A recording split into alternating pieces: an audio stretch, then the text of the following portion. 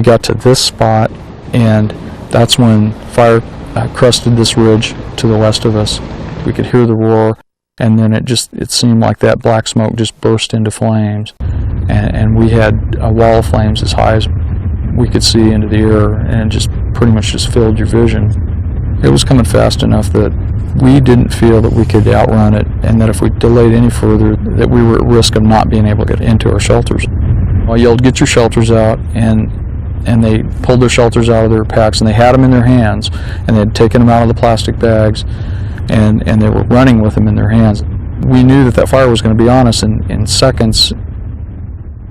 Crew Representative Dave Latour and 10 members of the Perryville State Corrections crew were entrapped on the Dude Fire near Payson, Arizona in June 1990. Dave and 4 others survived the entrapment. 6 of his co-workers perished in the fire. The fire shelter has been required equipment for wildland firefighters since the 1970s.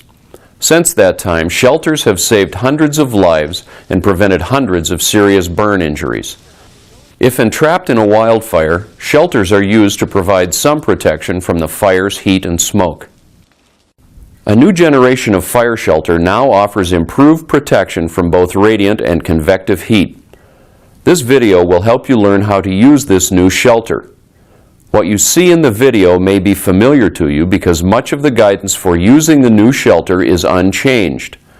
Stories related by firefighters who survived entrapments using the old shelter can still help firefighters learn how to use the new shelter. First, let's review the 2 most important types of heat a fire shelter might encounter. Radiant heat travels through space without heating the space itself. It turns into heat when it contacts a cooler surface. When you stand in the sun's radiant heat warms your skin. And when you stand near a campfire, you feel radiant heat from the flames. Convective heat requires air movement. Think of it as a blast of hot air. When flames or gases move past a surface, the hot air molecules transfer their heat to that surface.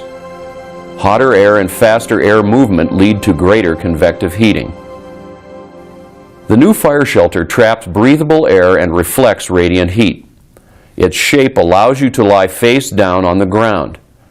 This protects the underside of your body and allows you to breathe the cooler air next to the ground. The new shelter has 2 layers. The outer layer is aluminum foil laminated to woven silica. The aluminum reflects radiant heat, and the silica slows heat's passage to the inside of the shelter. An inner layer of aluminum laminated to fiberglass prevents heat from re-radiating to the person inside the shelter. When these layers are sewn together, an air gap is created that offers further insulation. The outer foil reflects about 95% of the radiant heat that reaches it. Only 5% is absorbed into the shelter material, so the temperature of the material rises slowly. But convective heat is rapidly absorbed into the shelter material. If the temperature of the material reaches 500 degrees Fahrenheit, the glue that bonds the foil and fabric starts to break down. The layers can separate, allowing the foil to be torn by turbulent winds. Without the foil, the shelter loses most of its ability to reflect radiant heat. The silica material will slow heat transfer, but the shelter offers less protection than it would if the foil were still in place. The new shelter provides significantly better protection in convective heat, but flame contact reduces the protection it can provide. The right side of my shelter delaminated, and the foil flipped over onto the left side. There was still a tremendous amount of radiant heat coming off the surrounding area, and a wind blew the shelter half back onto the other side, back to where it belonged. And it was like somebody closing a door on the oven, standing in front of the oven and just shutting the door on the oven.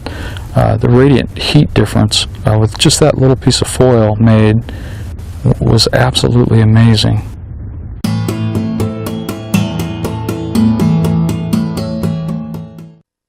Deploying a fire shelter is a last resort. If entrapment seems likely, try first to escape. You should always know the location of your safety zones and escape routes. Right below the safety zone, our safety zone, the hard black. Remember, in a true safety zone, you do not need your shelter to protect you from heat and smoke. Carrying a fire shelter should never be considered an alternative to safe firefighting. If you are considering or are asked to take on a risky assignment because you have a fire shelter, it is your obligation to insist that the plans be changed. The new fire shelter is still a last resort and cannot guarantee your survival. Your highest priority in an entrapment is to protect your lungs and airways. Most firefighters who perish in fires die from heat-damaged airways, not external burns. One breath of hot gases can damage your lungs and lead to suffocation. If entrapment is imminent, you must quickly decide if you have time to escape. You will have to recognize when using your shelter is your only option. Watch for deployment areas as you move. If you can't reach a safety zone, don't pass through an effective deployment area only to get caught in a more hazardous area. If you are supervising others, give clear instructions and make sure they're understood. Time is critical during escape. As soon as you realize your escape may be compromised, drop your gear. Take your fire shelter with you, keep your tool, drop packs, chainsaws, anything that may slow you down.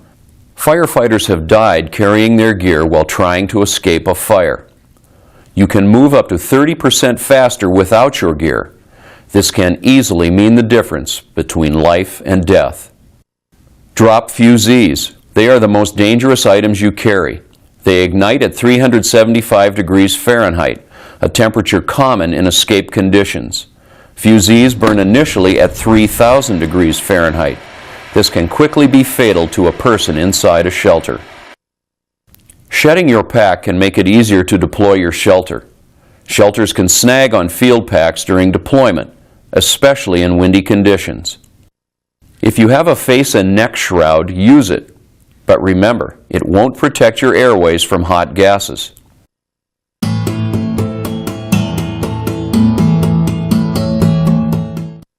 The properties that make an effective deployment site have not changed.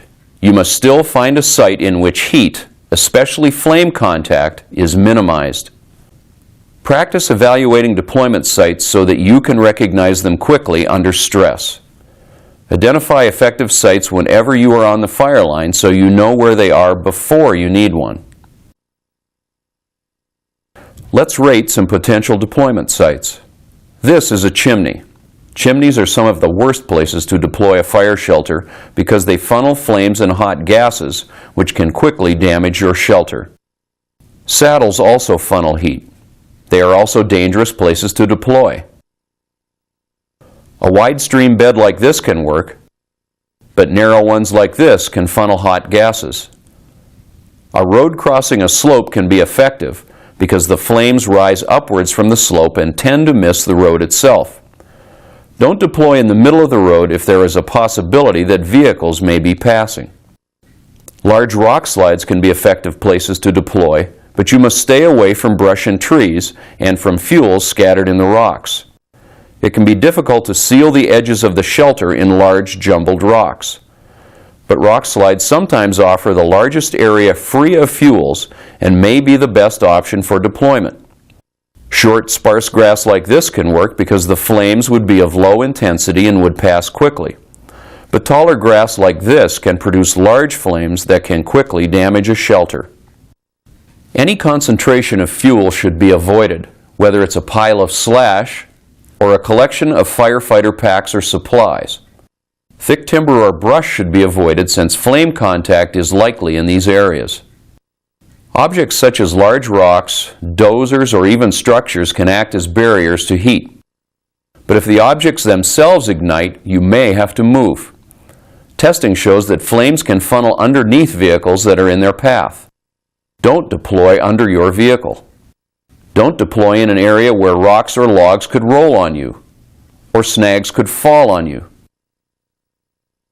A bench or a ridgetop like this are recommended because the flames and hot gases tend to rise above them.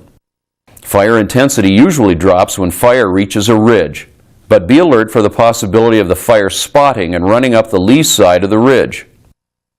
A large, natural, or man-made opening can be a good deployment site, depending on its size and the behavior of the fire. Burned out areas work well too, as long as they are truly black. If an area can re-burn, it may not serve well as a deployment site. The area must be cool. Areas with light fuels can cool within minutes after burning, while areas of heavy fuels can remain hot for hours.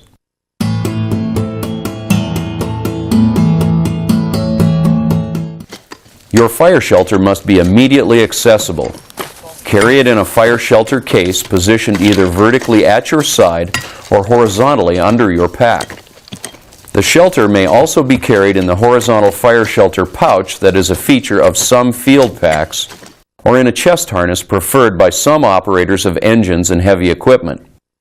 Never carry your fire shelter inside the main body of your field pack. If you are with your crew, your supervisor will tell you when and where to deploy your fire shelter.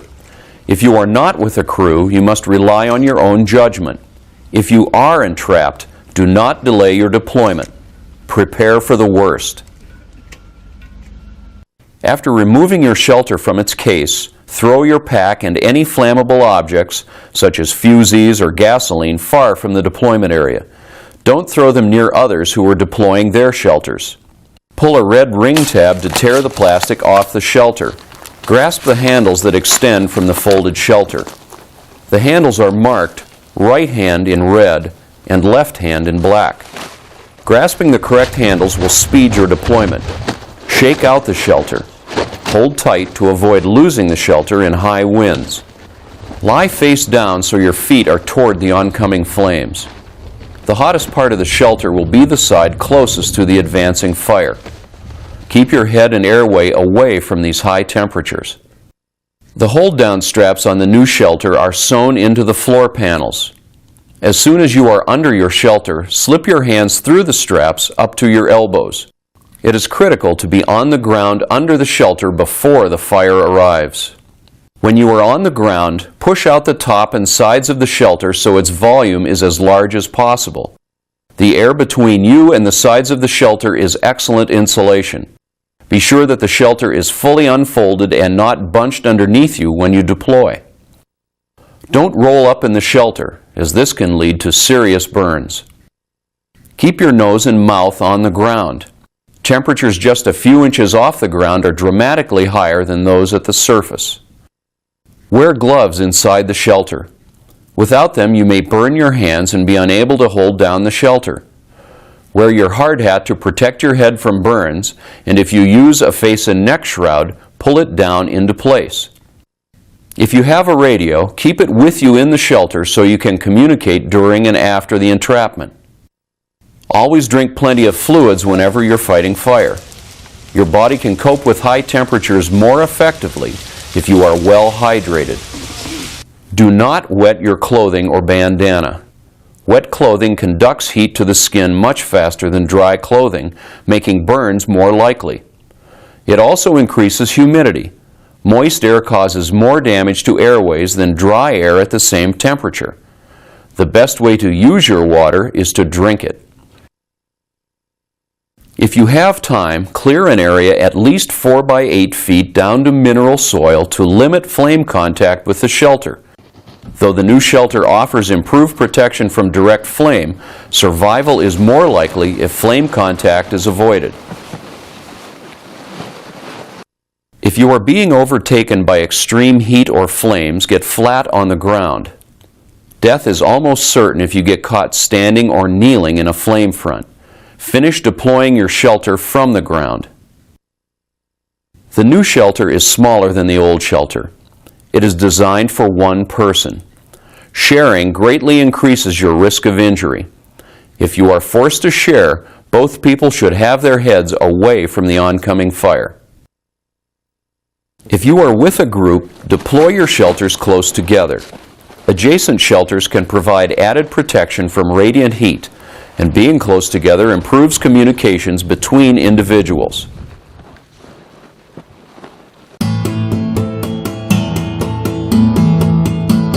They were cheering each other on and cheering each other up and saying, you know, again, we're Perryville, we're tough, we're going to make it, we're going to come through this. And that instantly changed when the front hit us. The winds were probably in excess of 70 miles per hour. The sense of power that you had around you, that energy release that we had around us, was just absolutely incredible. Once you are in your shelter, you must focus on two things. You must commit to staying on the ground in the shelter no matter what, and you must protect your lungs and airways by keeping your mouth as close to the ground as possible. No matter how bad it gets inside the shelter, it will be much worse outside. If you panic and leave the shelter, one breath of hot gases can lead to suffocation and death.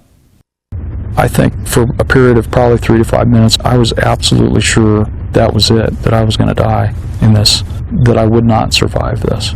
There was no question in my mind. It was just, at that point, it was just a matter of when. And I remember thinking very, very clearly at that point that, should I just ride this out and make this last maybe an hour or whatever time it takes for me to die from this? Or should I maybe just push this shelter off, stand up and take a deep breath and get this over with?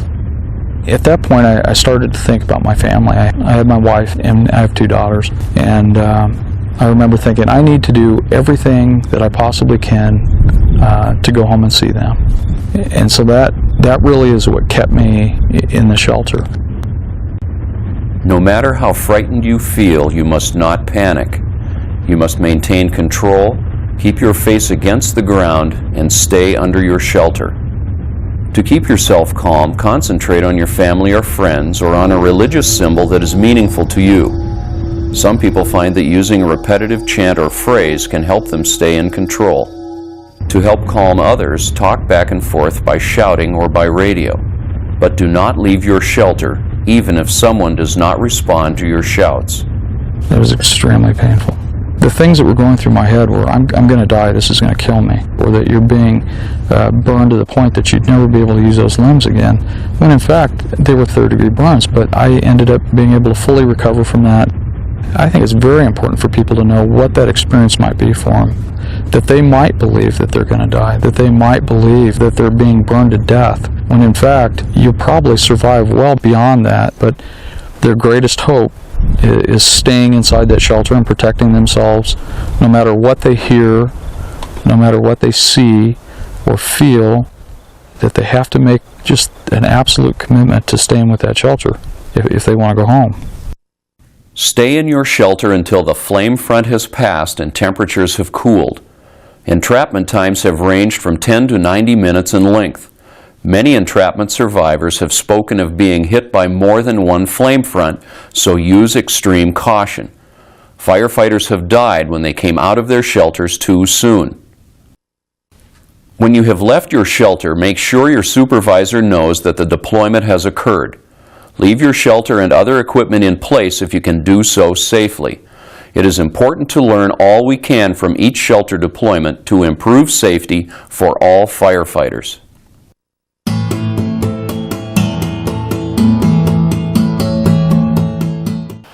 Begin. 1.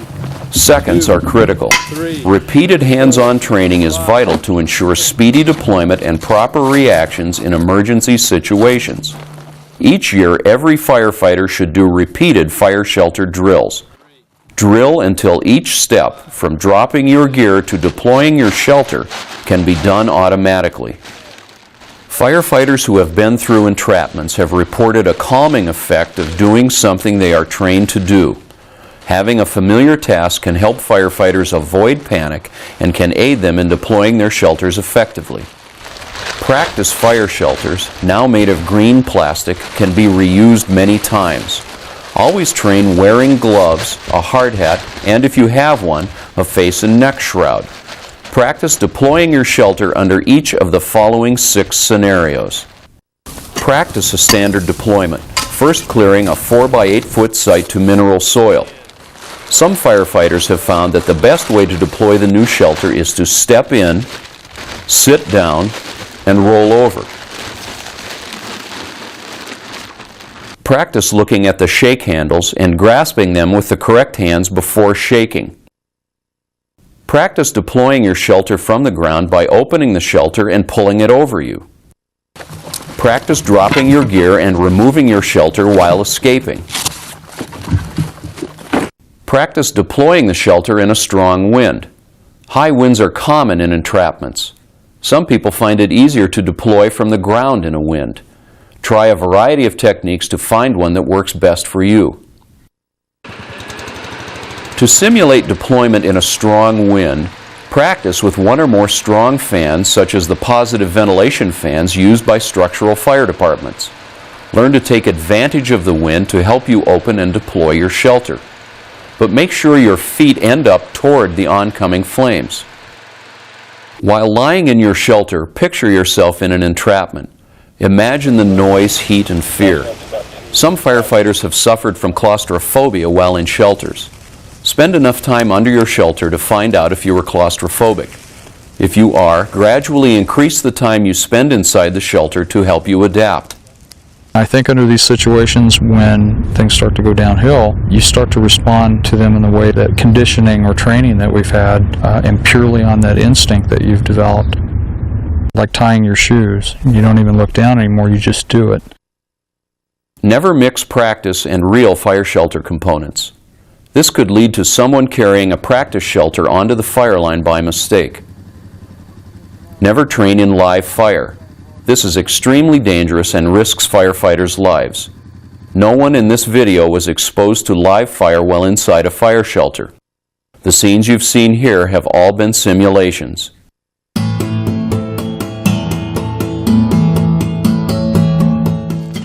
Wear and tear on a fire shelter can reduce its ability to protect.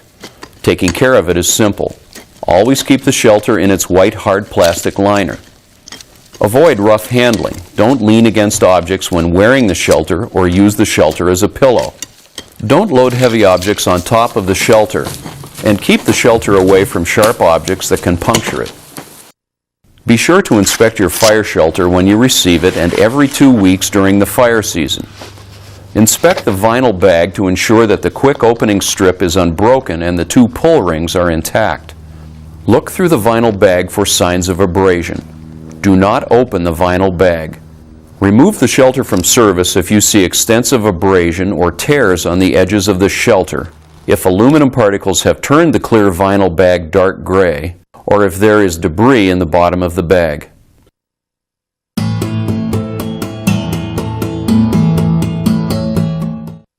In closing, let's review the key points.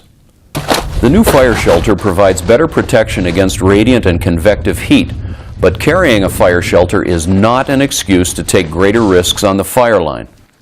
As soon as you realize your escape may be compromised, drop your gear. Take your fire shelter and your tool, but drop all dangerous flammable objects and drop any items that may slow your escape. Always deploy the fire shelter so that flame contact is minimized. Once you commit to your fire shelter, stay inside. Conditions outside the shelter will be far worse than those inside. And train with your new fire shelter as if your life depends on it.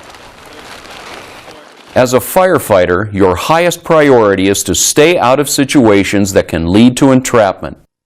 The new fire shelter offers improved protection against radiant heat and flames, but like its predecessor, it is still a last resort.